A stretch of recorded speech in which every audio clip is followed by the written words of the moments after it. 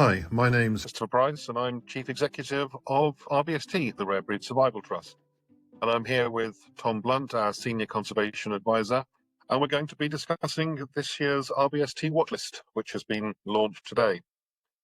But first of all, discussion about what the Watchlist actually is. So, Tom, every year we produce the Watchlist. Can you tell everyone a little bit about it? Yes, of course. Hello, everyone. So yeah, the watch list itself. So actually, it's something that's been ever present since the RBST was formed in back in 1973. It's changed slightly over those years, but the general principles have been exactly the same in terms of what it's used for. So yeah, the watch list itself, we produce it in the spring every year using data gathered from directly from the breed societies, and essentially it's a way of us being able to monitor the conservation status of the various native breeds that we deal with. So obviously the species of cattle, sheep, goats, equines, pigs, and also the poultry that appear on the watch list. As I mentioned before, the methodology has changed over the years, and the current one we use now was introduced in 2021, and this is where we're looking at the effective population size. So this is where it takes into the inbreeding levels within breeds, as well as the numbers of animals themselves. And also, as well, we do take a consideration of the geographic concentration of breeds. Obviously, if they're geographically concentrated, there could be a risk there if we look at like disease threats and things as well. So it's those three elements that we look at, and ultimately, by doing the calculations, we're then able to plot them on the watch list in terms of their conservation status. So we have the three categories of priority, which, as the name suggests, are those breeds of highest priority that are of most concern, those at-risk breeds, and then obviously the other native breeds, the remaining breeds, are listed on there as well. So, the watch list isn't just a matter of numbers then, it clearly takes into account wider conservation factors that help us decide the current status of each of the breeds. Tom, RBST exists to conserve and promote native livestock breeds. Can you tell us a little bit about how the information and categorization that we use in the watch list helps us do those things?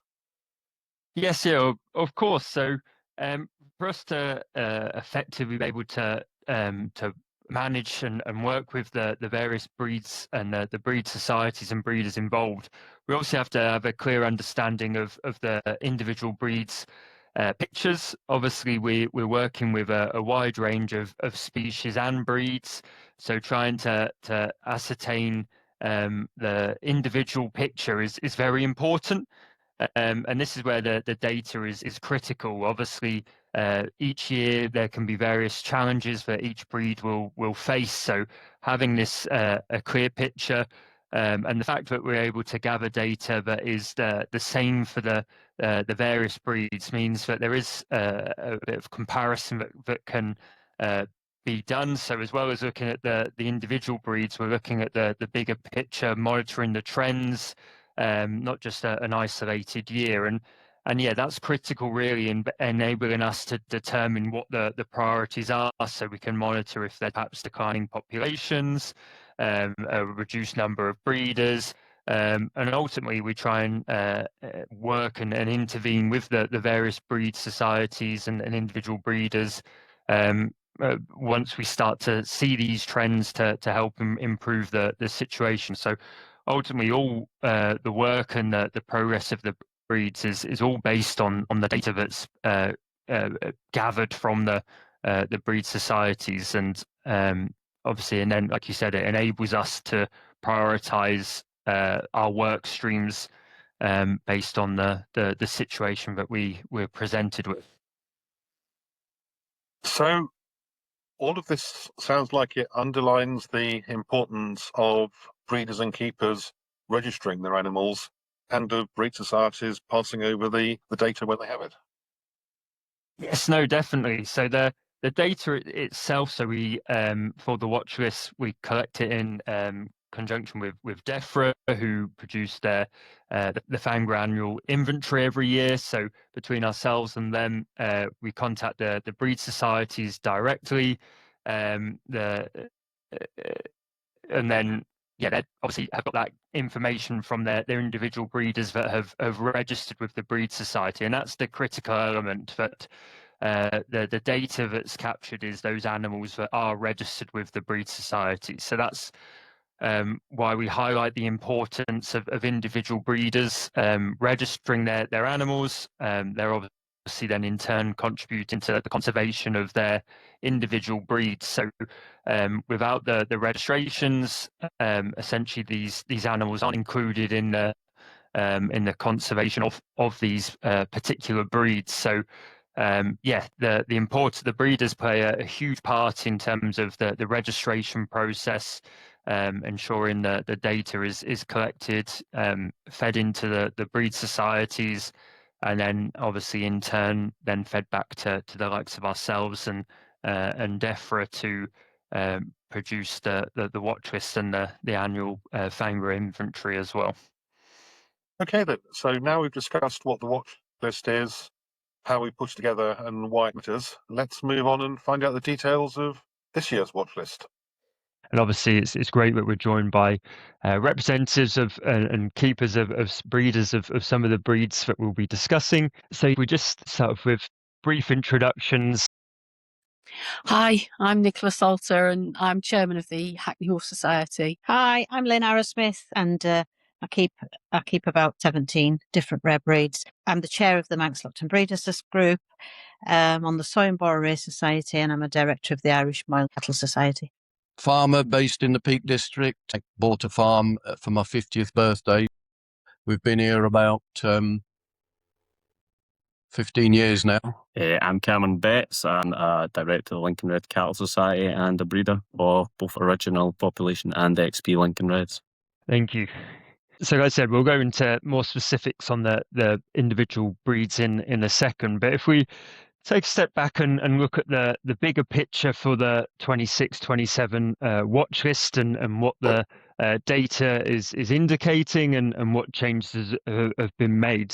The most significant changes are the movement of 2 sheep and 2 cattle breeds. So these have moved into the priority category. So from at risk, where they were already identified, their sort of level of concern has increased. So they've now moved into the priority. So that is the White Park and the original population Lincoln Red. Hence why obviously we've got Cameron and Henry here today with us. And then for the sheep, it's the Boré and the Soways that have moved into the priority categories. And obviously that is why Lynn has kindly joined us today as well. And Nicola's here representing the Hackneys that unfortunately were already represented and highlighted as a priority breed on our watch list. And essentially their situation has not improved, and they're still categorized in that same category. So obviously we want to highlight the need for that particular breed as well. Unfortunately, there hasn't been any breeds that have moved in the other direction in terms of their conservation status in improving. So it's sort of highlighting the importance of the watch list itself in terms of the individual breeds and the registrations and everything relating to the conservation of these breeds. Obviously, we're talking about the importance of the watch list, and the key thing for this and gathering it is the importance of registrations.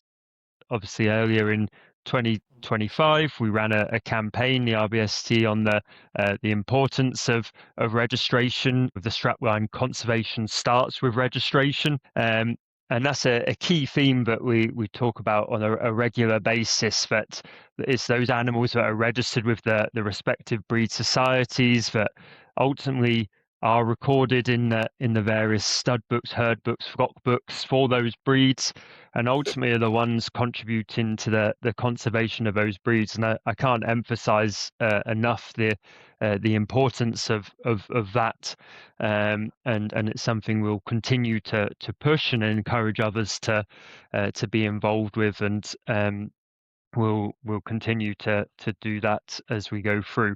So if I just do a bit of an overview roughly on quickly on a few of the species, or all the species. So as I said, with the cattle, the significant changes are the white park and the original populations now being the priority breeds. I'll talk about the specifics with those breeds in a second with Henry and Cameron. There's also a few other breeds that we've identified that the data is indicating some concerns. So with the Northern Dairy Shorthorns, another priority breed, ultimately they've had a further decline in total registrations. So that's the third consecutive year, which is something obviously we want to work with the individual breeders and the breed society to improve. But on the opposite side to that, there have been some positive changes. So the native Angus, so they saw a 37% increase in their total registrations, and as far as we can see on the data, that's a record year going back to we've got records going back to 2000. So ultimately, that's very positive for that particular breed. We're seeing some good levels of stability for others with the Gloucester, which obviously is a breed we've highlighted previously, and their figures seem to have stabilized, which is very positive as well. So in general terms, it's sort of a mixed picture relating to cattle, really. Obviously, you're never too sure how it's going to look, because you're gathering the data, especially with registrations, and obviously there's lots of challenges we've talked about in terms of sort of financial challenges and things that can obviously impact the ability to register, and we'll talk particularly with sheep and cattle in a second, when the meat prices and people looking at those markets and might mean registrations decline as well. Moving on to the sheep, obviously I've highlighted the two breeds that have changed category in the Soay and Borres, but I want to just also highlight some positive news relating to the Manx and Leicester Longwool. So they were two breeds that were moved to priority categories last year, and to be honest, both of them have had quite a positive year in 2025 in terms of their registrations, the numbers of breeders that have been registering those animals. So that's very pleasing to see.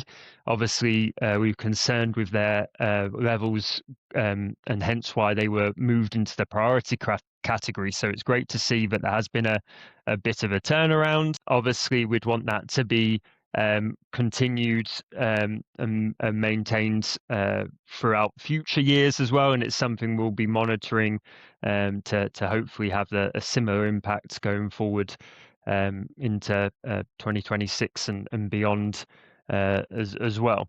The Rare Breed Survival Trust is obviously also the breed society for a number of sheep breeds in the combined flock book. So that includes the Soay, Borres and the Manx. There's other breeds such as the Castle Milk Morits that in recent years have had very significant levels of growth.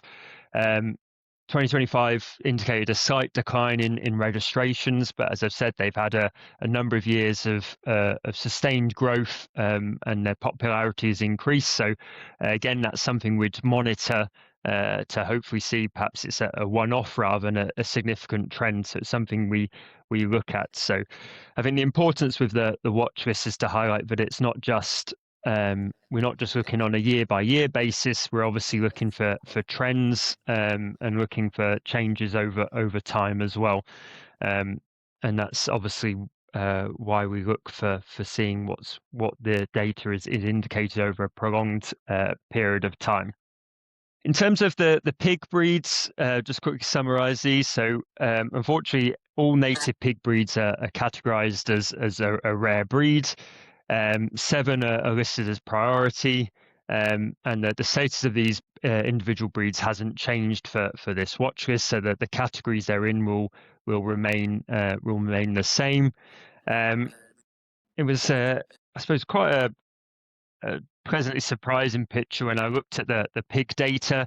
In terms of most of the cases, it was there was some sort of stability within the breeds. The breed that was perhaps that indicated a slight change the most was the Gloucester Old Spots. So they'd had a reduction in the number of breeders registering progeny.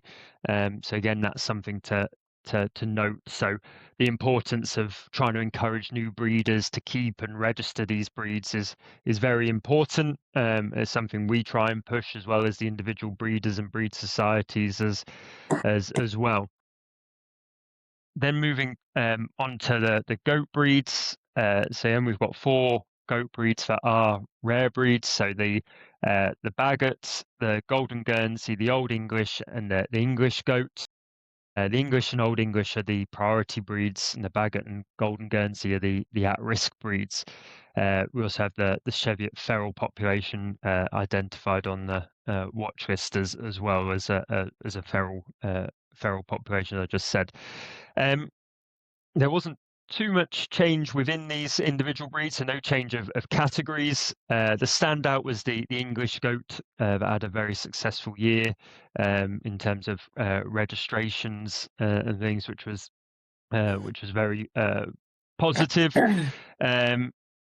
Again, there was some breeds that had a slight decline in the number of breeders. So the Bagot was one of those. So it's something we want to try and push and emphasize. Moving on to the equine breeds, obviously we're joined by Nicola today regarding the Hackneys, and it's a breed where we have identified there has been a decline in sort of the number of registrations and breeders, and it's something we've highlighted previously. So we'll talk about those specifics in a second. There was also some slight concern for the Cleveland Bay in terms of, obviously, it's a breed that has made significant progress over the recent years in terms of improving the genetics of the breed. Those you might be aware, they've been heavily involved with the Sparks program by Dr. Andy Dell in terms of looking at the genetics of the breed and have a very strategic breeding program. And that's been obviously very successful for helping improve the conservation status of the breed, but ultimately the number of animals actually being produced declined in 2025. So that's something we want to try and rectify and work with the breeders and promote the cause to try and improve that. In terms of poultry, so gathering the data for poultry is quite challenging. So all the poultry breeds are identified as priority breeds. There's a work stream we're trying to do quite a lot on at the moment, but ultimately avian influenza and the sort of knock-on implications of the COVID pandemic and the loss of breeders and things has ultimately meant it's very challenging for the native poultry industry. So we're working with the various organisations and breeders to try and gather that data and try and help promote the cause there from that situation. As I said, the significant changes are the 2 cattle and 2 sheep breeds being moved into the priority categories. Obviously, that's something we didn't want to have to do, but on reflection of the data, it sort of was something that we felt was necessary from that side of things. If we start off, if we look at the cattle, if that's okay. So obviously, Henry, if we start off with yourself with the White Parks. Obviously, it's a breed that we've moved into the priority category. How long did you say you'd been involved with the White Parks themselves? Purchased my first lot from a herd dispersal back in 2009. And I've sort of been a member of the society since then. think it was 2023, I became chairman. I've been involved, and we've got some excellent breeders out there and some significant herds still. But in the last year, we've had a few retirements as well of big breeders, and we've had a few herd dispersals. So not all of those go back into the breeding cycle and members who want to register them. So I think the RBST campaign for registrations and having the benefits of that is significant to try and notify cattle breeders and native cattle breeders in particular who try and support the societies through the registration and the breed. Yes, yeah. Obviously, I know you made a good point the other day when we were talking about the registration side of things, but obviously it's the conservation of the breeds themselves, but ultimately as well, by people registering the stock, it helps the society in terms of functioning and being able to invest that money back into the breed, in terms of whether that's promotion and things through the income received from the registrations as well. So it's a full circle in terms of the importance of it. And yeah, there is as you said, a challenge of trying to attract new breeders to the breeds and ultimately ensure or try and encourage them to register as well. So in terms of the White Park themselves, what sort of attracted you to them as a breed then, in terms of investing in them, and what would you encourage? How would you try and promote it to others as well? As I said in my introduction, I bought a farm for my 50th birthday. This farm in the Peak District was quite run down, so we heavily invested in the buildings to be able to live here. But at the same time, there weren't any buildings to actually house cattle. So we needed a breed that was very hardy and could stay outside on the hill. So looking around, the White Park was an obvious choice as far as native breeds goes, being exceptionally hardy and able to stay out and overwinter. And we've had minus 21 degrees up here, and they've been outside in it. Difficulty is obviously getting water to them in that sort of environment. But yeah, that's what attracted me, is they could stay outside and they were a hardy breed. In terms of the first instance of looking at a cattle breed, not having any previous experience prior to buying the farm. Having said that, as we're inundated with footpaths, we have a lot of walkers in the Peak District coming through, and they love to see the White Parks either in the field or inside, sort of thing, throughout the year, because it is a very pretty breed. Yes, yeah, and that does talk about footpaths and public access, and yeah, that can pose challenges sometimes. I did see an article over the weekend actually where someone was looking actually of changing their breeding strategy because of the impact that people. This was with Highland cattle actually, where I didn't read the full article, but there was people were sort of trying to spot them and take pictures with them and things. So they're actually considering crossbreeding them instead because of that issue. So obviously that's a slight concern when we're talking about the importance of pedigree registrations and things. So so yeah, no, that's great. And obviously, as you said, the White Parks, as with some of the other breeds that we're discussing today, have obviously improved drastically compared to where they were if we look back a number of years. So but they are in a stronger position if we compare to that. But compared to recent years, obviously they have been a decline. So ultimately, we want to try and turn that around, and obviously we want to see the data to start to indicate an improvement as well. So hopefully we can work together to try and help that be the case. Yeah, I think you're right. It's got a place in terms of, for instance, landscape recovery schemes, where you're looking at a lot of potential upland farms and investing in cattle that haven't been there before, rather than the sheep. We have a few members that have replaced sheep with cattle on uplands, and it's an ideal place for this native breed of White Parks. Having said that, they have got horns, and you mentioned that as an issue. But if they're treated properly, they certainly aren't aggressive. They're quite placid in nature in that respect, and I have no trouble with people with the cows and wandering through a field, even with dogs. So I think that it's really how you treat them properly that can address the horn issue.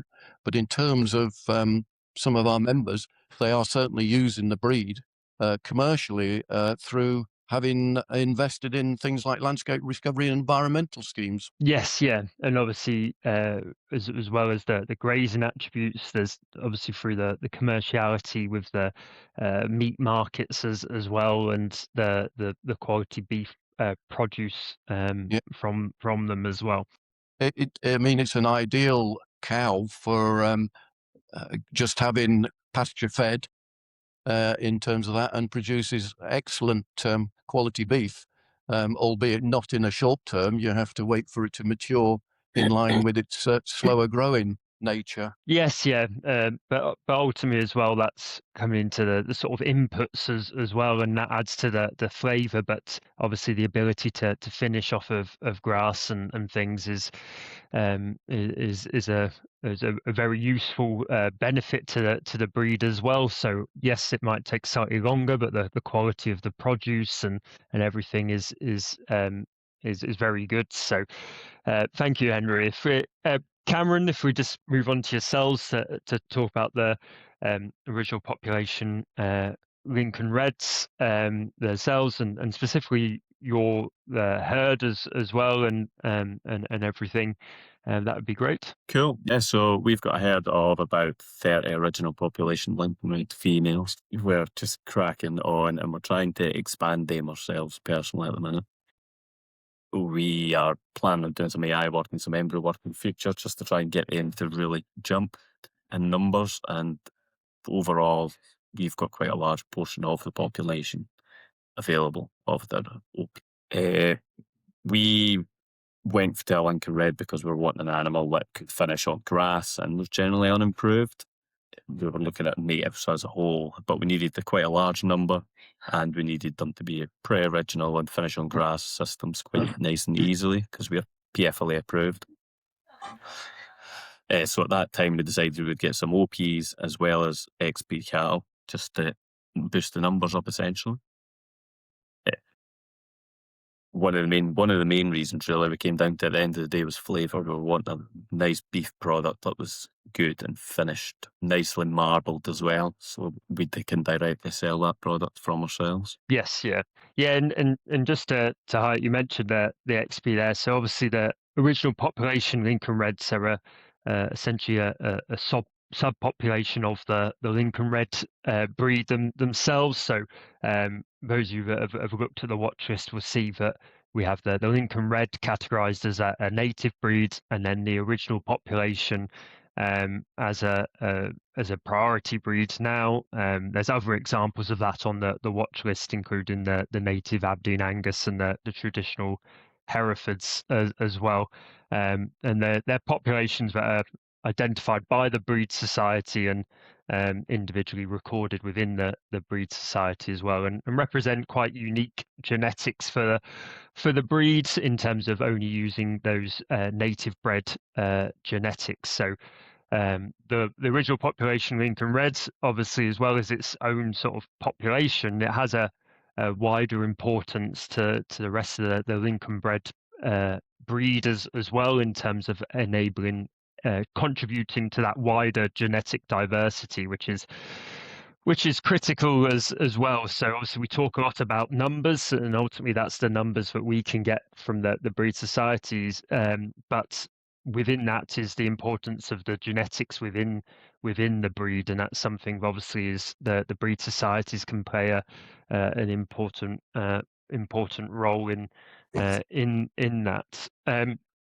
So in terms of the original population Lincoln Reds, Cameron, obviously you're doing quite a bit of work trying to increase your own individual herd numbers and things like that. But is there any specific sort of things that you think should appeal to potential new breeders looking at this breed? Obviously, you talked about the quality of the produce and things, but is that ultimately the when it comes down to the quality of the produce, the management, perhaps ease of calving, those type of things that suit your type of system?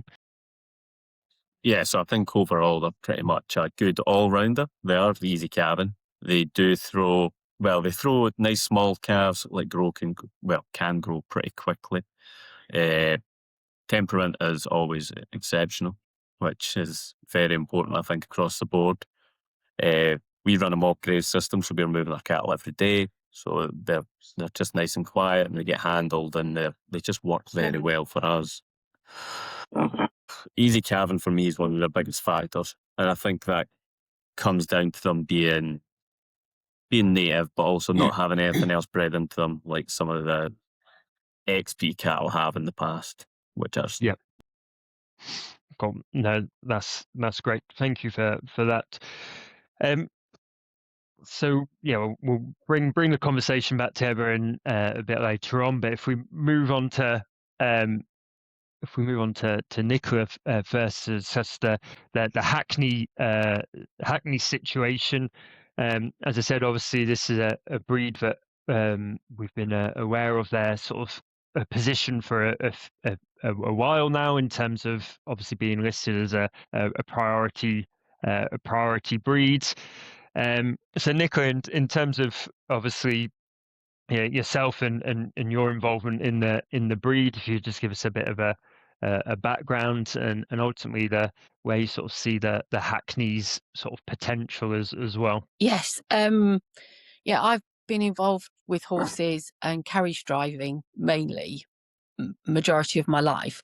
I do have only one Hackney at home, but I've always been very interested in the Hackney. I've had Hackneys previously and got talked into taking on the role as chair, and it is very worrying, the situation that we're in, the number that are being bred or not being bred.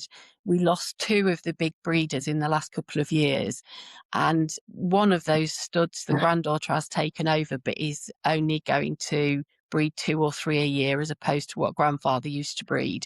So we're relying on hobby breeders to keep the breed out there, which that has a big effect, because the gene pool is gradually getting smaller and smaller because the animals aren't being bred. The Hackney has been seen as a driving horse for a lot of years, and we're trying to get it out there that it isn't just a driving horse. It is very versatile. It can do a lot of other things, and we're trying to use social media to get that message out to people, that the Hackney isn't just for driving.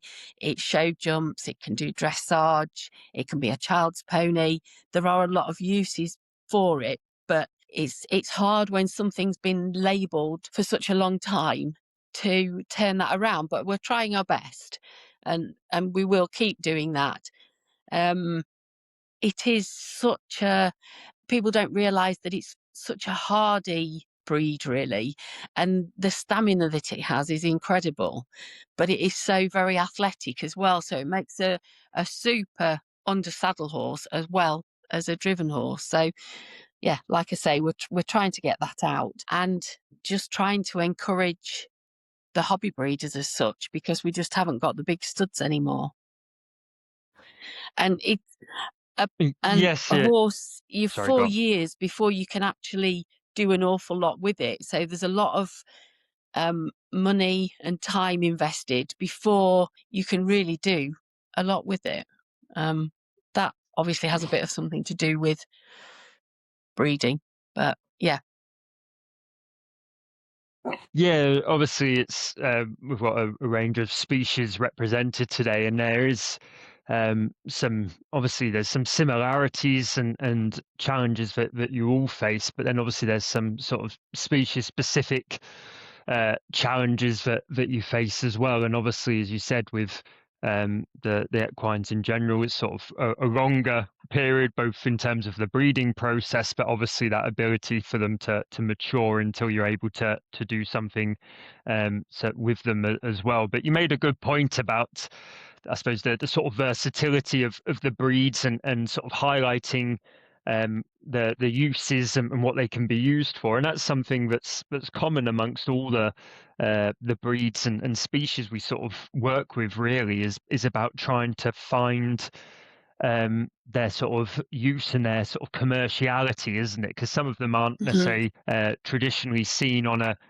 commercial sort of farming system. Some of the livestock breeds we deal with, but there is a place for them, as has been mentioned, in terms of whether that's through the grazing attributes, their ability to still produce a good product and things. It's about how we market that and do it, and that's always the challenge. Is that I know from a personal perspective, when I've had my own livestock and things, is that we're focused on the breeding side of things, and it's how we can all become marketing experts at the same time, isn't it? To try and showcase what we do, both on an individual basis, but also on a breed basis, and obviously, yeah, marketing is a skill in its own right, and I think it's something we all need to continue to showcase and work on to try and help improve the situation. But as you said, that the Hackney is a very versatile animal, but again, historically, obviously, we know it was what it was used for and things, and sometimes it's trying to highlight the other uses there. And you also made a good point about what sort of happens when certain studs or certain breeders give up and things, and that's something obviously Henry mentioned with some with the white parks as well, and that is obviously a challenge, and that's where it's important for all the breeds that we're trying to encourage the next generation of breeders as well, isn't it? And looking to the farmers of the future in terms of encouraging them to consider these breeds that we work with is important as well. And that's something we're trying to do in terms of the education side of things. So trying to work with colleges, schools, universities, and there's lots of people that do a lot of other outreach stuff to highlight these breeds and try and promote them to the next generation as well. So no, thank you. We'll come back in a second, but we'll move over to you. And obviously, you mentioned, was it about 17 different breeds that you're involved with? But if we sort of start off by focusing on the Soes and Borres, if we can, obviously they're both what we will describe as primitive breeds. And yeah, unfortunately, we've seen the situation change so that there has been a slight decline in the likes of registrations and breeders, or quite significant decline in some cases. So ultimately, that's why the decision was made to highlight them as priority breeds. Obviously, a bit like the white part, the Boré is an example where that has obviously improved significantly from where it once was in terms of being very low in numbers, but ultimately there has been that trend and decline. So, but from your side of things, in terms of the breed itself, if you just explain a bit about yourself, the breed, and obviously the sort of opportunities or challenges you see from that for the Soes and Borres, that would be great. Yeah, I mean, well, we've had primitive breeds for nearly 40 years now, and we've had Soe for probably 30 of them, and Borere for 20 odd. And I sort of pride myself in producing meat from all my breeds, no matter how rare, and sort of like selling that on the basis of the different flavors and the different tastes and the different qualities it has. And I think with the primitive breeds such as the Soy and Borere, because they're never going to be a mainstream breed. It's like your Hackneys. It's the same thing. You're never going to have that. You've got to find a niche for them, and you've got to find that that little place for them. You've got to think about things a little bit differently with them. because you're never going to get a huge big carcass. The soy and bororee in particular are not suitable for crossbreeding. So they're never going to be, you're never going to have lots of people keeping them to crossbreed them, and, you know, and that sort of thing. And that in itself makes them rarer anyway. So you've got to sort of, like I say, get a niche market for them, and they're very, very suitable for small keepers, really. The light-footed, the thrifty, the easy to feed, the low maintenance. You've got the fact that they both the breeds shed the fleece. There's no need for shearing. If you collect the fleece, you've then got a selling point because you can sell it. It's special. We try to engage people with them by getting them to invest in the history of the breed and how special they are. The fact that there was only so many brought over from the islands originally, that type of thing. And I mean, when we first got the bororee, they, like Tom said, they sort of like were so rare that you couldn't buy them. They were quite expensive, really. I mean, when we bought them, I searched and searched. Somebody gave me a ram, to be honest, and I had and they forced me into it because I had soy and Max Lopton already, and they gave me this ram. They left it in a pen at a show. He asked me about 5 times if I'd buy it, and I said no. And then he just left it in my pen at a show and went and left it. And it was so beautiful. And we've got a lovely photo of him here, but I had to find him some ewes, and they were so rare and so expensive. I couldn't find any ewes. And so we ended up buying some, which were essentially cull ewes from a farm farm, some very old ladies, which was so special because they had very, very rare lines, and they'd been actually taken from a foot and mouth zone. They were that important, the lines. And we bred out of these old ladies, and we looked after them. They were like 10 years old, and they bred lambs for us and started our flock. And so you've got that sort of that resilience. You've got that length of breeding as well with these types of breeds. They're so tough. Personally, I think we need to make more of smallholder groups and Facebook smallholder pages for these types of breeds, because it's different. We've got completely opposite ends here, because you've got the beautiful white part, which you can put into these extensive big systems and claim your SFI and all that type of thing. So and you've got a beautiful product at the end of it with your beef. But with the soy and bororee, people aren't going to use them for those sort of projects, I don't think, because you haven't got that commercial value at the end in the lambs, because they're so small that you've got to wait nearly 2 years for your lamb and get a very special product at the end of it. And make the most of the primitive breeds, like with the skin maybe, or the horns as well, to sort of add that extra value to them. All our breeds have fantastic stories to them. There's a reason why they're there in the first place, and that's what we've got to explain to people, because they don't realize how many different breeds there are.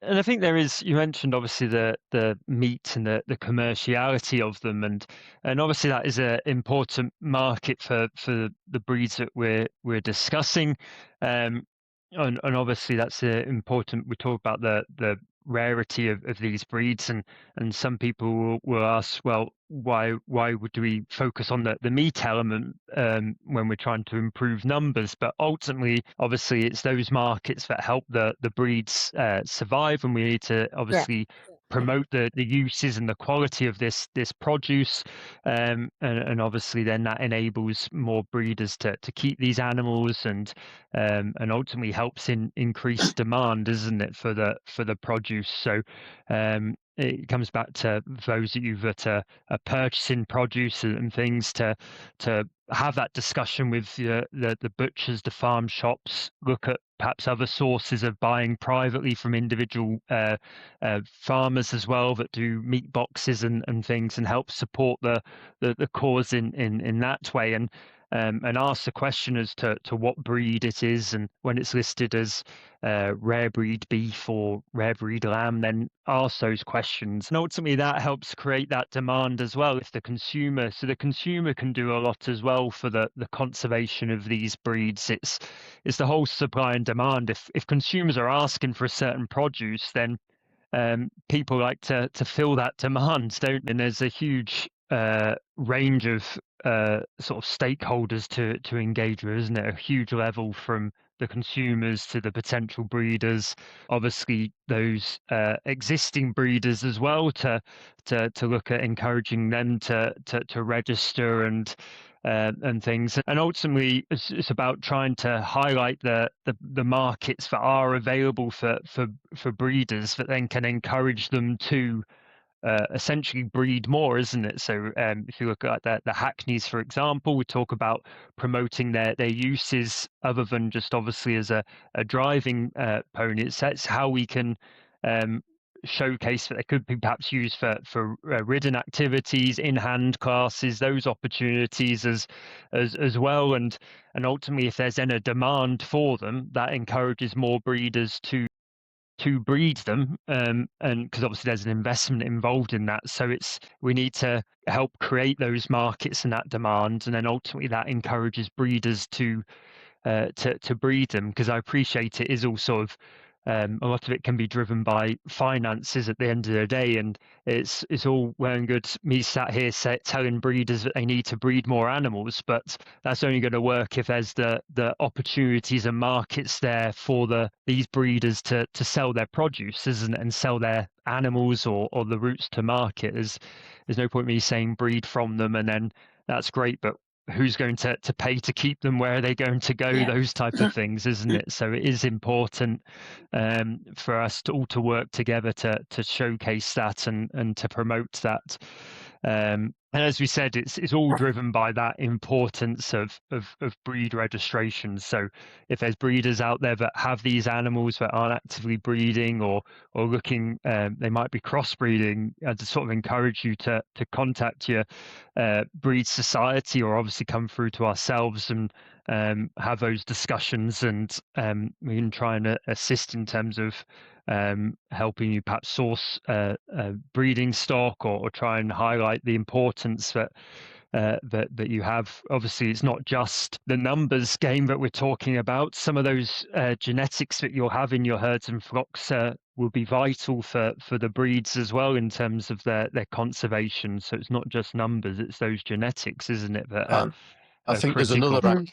there's another angle, Tom, that we need to explore, because whilst it's great to promote it from a commercial point of view, the other side, from a conservation side, is there's a growing number of list of diseases happening, especially in the cattle side. You've got TB, obviously, blue tongue, Schmallenberg, whatever else there's going to hit us, sort of thing, in this respect. So from a conservation point of view, promoting the work of the breed societies to try and make sure that we have a fundamental core of bloodlines, but also widely spread for things like the things you've helped me with in creating embryos to ship out to New Zealand to start the first white park, in a completely different location, so we can keep those genetics on a worldwide basis as well. So there's the disease angle that is only going to get bigger. Yes, yeah, and obviously, yeah, disease and the sort of biosecurity element is something that's critical, really. Unfortunately, we never quite know what's around the corner when it comes to disease, do we? So trying to highlight to people the principles of biosecurity and the importance of that, and obviously, as you said, safeguarding for the future, and that's obviously some of the work we do in terms of the gene bank that we have, in terms of the collection of genetic material, both for use now in terms of conservation breeding programs, but also for preservation of these genetics. And that's where we work with the breeders and breed societies on that basis, and allowing some of the material to be used. Obviously, Cameron talked about some of the work they're doing as well, which is great for the breed from that side. And that's looking at it both ways in terms of contributing to their breeding program, but also utilizing historic genetics as well. Just to obviously finish the podcast, thank you all for joining us today. As we said, obviously, if people want to help to the conservation of these breeds, obviously it's engaging with the respective breed societies if you keep or are interested in keeping these breeds. And obviously I can't stress enough the importance of the registration. Obviously people can also support the work of RBST through either membership of ourselves or donating to support our work in terms of working with these breeds. And ultimately, as we said, from a consumer perspective, there's a lot that you can do as well. If you're listening, obviously you might not be keeping these animals, but as we said, asking the question about the produce that you're purchasing, whether that's anything from meat produce to dairy, wool in some cases, and also as well just promoting the uses of these breeds. So if you are discussing it with people, talk about the versatility, how they can be used for various systems, whether that's riding system as well as driving in the Hackney's case, or conservation grazing, as well as on a more commercial system. I think it's all about the promotion and marketing of these respective breeds. So yeah, thank you all again for joining us this morning. And yeah, thank you. Thank you. Thank you. Bye bye. Cheers, everyone.